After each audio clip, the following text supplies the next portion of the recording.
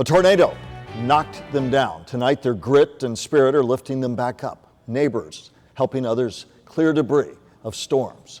The storm debris covering so many neighborhoods. You see some of this right there. After the EF2 tornado, packing winds of 130 miles per hour tore through communities. The destruction left behind, devastating. This evening, a look from a different perspective. We have team coverage, and we'll begin with anchor Jay Kashmir, who's live for us in North Palm Beach. Jay?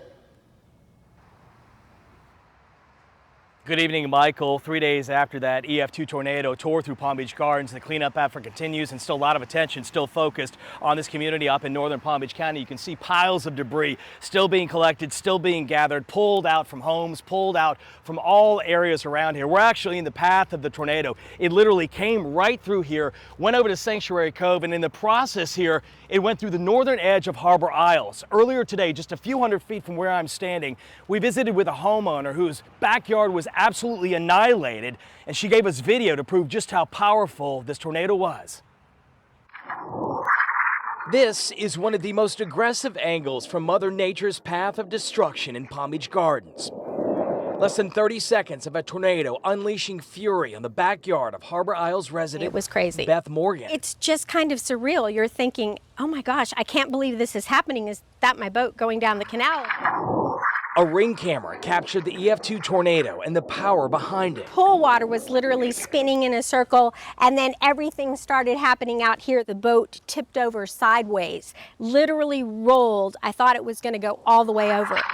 She and her husband, 64-foot Hatteras weighing over 130,000 pounds, was tossed like a raft down the canal outside their home. Gives you an idea of how strong the winds were. This is how easily things can just come apart. And it didn't stop there. We had a concrete piling on our dock literally snap in half.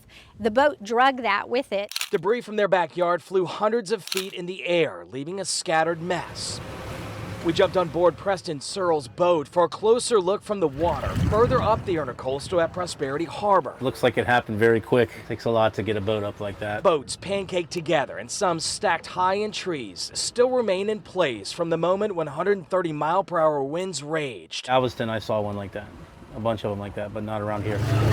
On the intercoastal near the PGA Bridge, more signs of its path. Trees snapped across large areas and homes blasted by the wind force. A tornado that left an unforgettable mark across this area and in the process brought so many closer together. Incredible how many people care about each other and provide that love and support when everyone needs it the most. And we're very, very blessed to have all of that.